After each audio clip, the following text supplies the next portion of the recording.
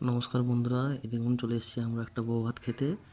তো বউ ভাতের ক্যাটারের নাম ছিল বাঙালিয়ানা ক্যাটারার। আইটেমগুলো খুব ভালো ছিল।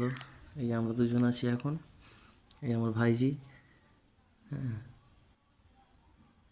ক্যাটারিংয়ের কিছু স্টাফ ছিল ওখানে, দেখতেই পাচ্ছ বন্ধুরা।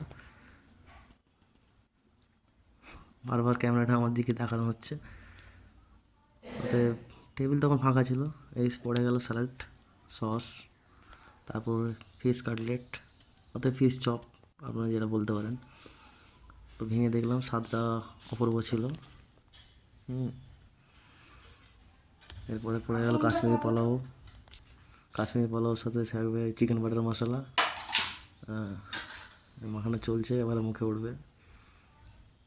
ভালো করেছিল, খারাপ নয়। প্রতিটা আইটেমের স্বাদ খুব ভালো।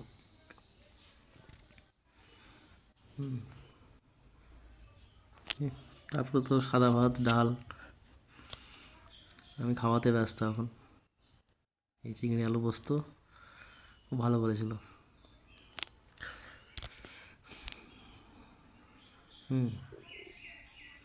যাই হোক, ও বলছিল ক্যামেরাটা ভালো করে করতে আমাকে। অতএব যতটুকু সময় পেয়েছে, কী জানি কী বক বক করছিল তখন খাওয়ার সময়। আমি অতএব খাওয়াতে ব্যস্ত।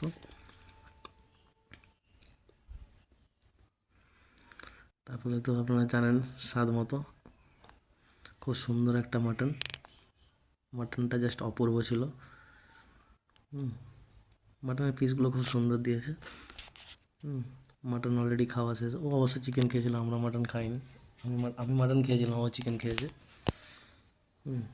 চাটনি, চাটনিটাও খুব সুন্দর, খেজুর দিয়ে করেছিল। পাঁপড়, আমি 1 পিস পাঁপড় নিয়েছিলাম। আমি 4 পিস রসগোল্লা নিয়েছি বন্ধু।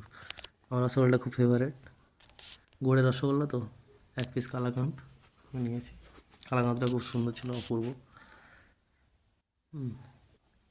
তারপর শেষ পাতে আইসক্রিম আর হচ্ছে হাজমোলা। আপনারা তো ভালো